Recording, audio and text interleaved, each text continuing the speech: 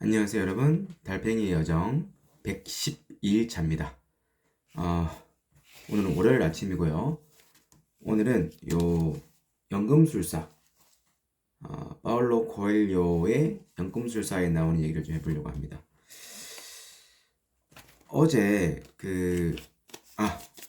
또 오늘도 천원을 놓고 우리 또 즐거운 배움의 일터로 가보도록 하겠습니다.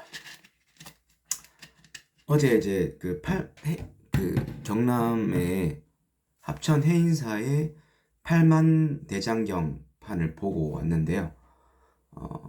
우리가 어제 올라가다 보니까 주차를 해놓을 공간이랑 요 좀 해인사까지 거리가 좀 먼 것 같아서 올라가다가 보니까 또 오른쪽에 차도가 있더라고요. 그래서 막상 거의 다 와 갈 때쯤 보니까 우리가 바로 근처에 차를 댈 수 있었습니다. 그런데 돌이켜 생각해 보면 그 가는 길이 되게 이뻤거든요. 그리고 그 해인사로 가는 길에 약간 그 날씨도 되게 좋고 가는데 제가 설레임이 좀 있었습니다. 그래서 막상 해인사에 도착해서도 좋았지만 가는 중에 우리 가족이랑 가는 그 길이 되게 좋았거든요.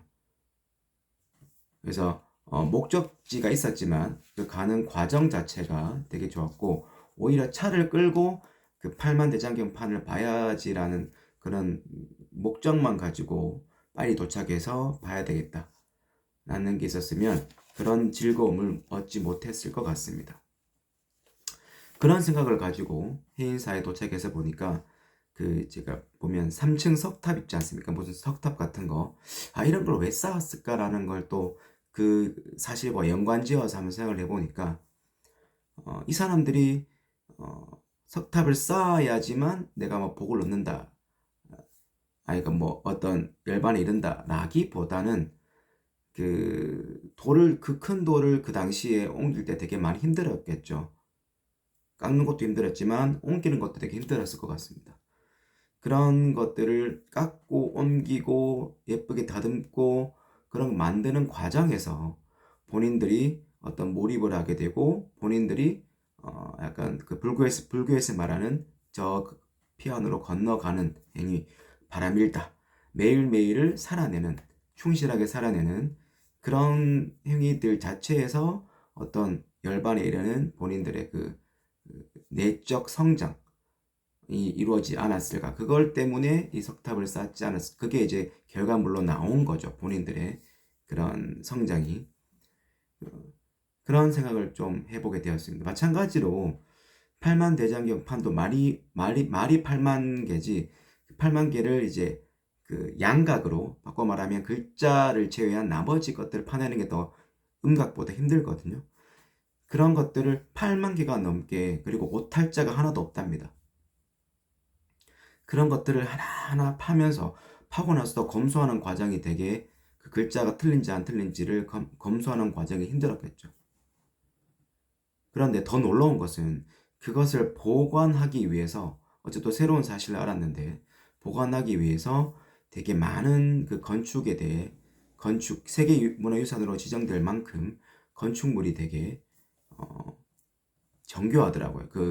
뽀송뽀송하게 유지하기 위해서 여러 세 가지 장치를 마련했다고 하더라고요.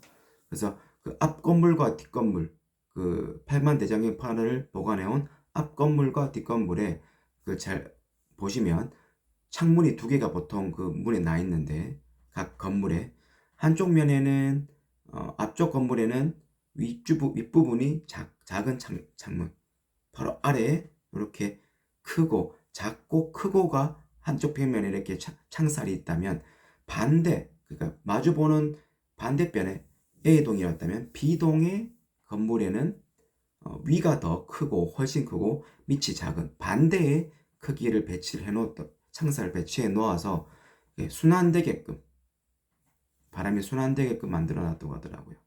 그리고 이 건물에 서 있는 방향이 완전 남쪽이 아니라 남서쪽 적당히 햇빛이 들어올 수 있게 해놨고 밑에는 바닥에 시멘트인 줄 알았는데 밑에 이제 어, 숯을 깔고 그 위에 소금을 깔고 그 위에 다시 이제 이렇게 그걸 깔아서 이제 습도가 자연적으로 유지될 수 있게 했다고 합니다.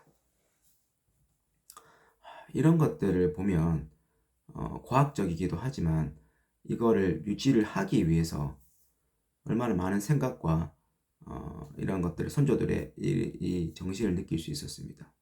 그래서 이런 팔만대장경판 만드는 것과 보관하는 것, 이런 것들, 석탑을 만드는 것들을 보니까 이 만드는 과정이 과연 네, 목적 이걸 만들어낸 결과물보다는 만들어낸 과정에서 여러 사람들이 어떤 성장을 이뤄냈지 않았나라고 봅니다.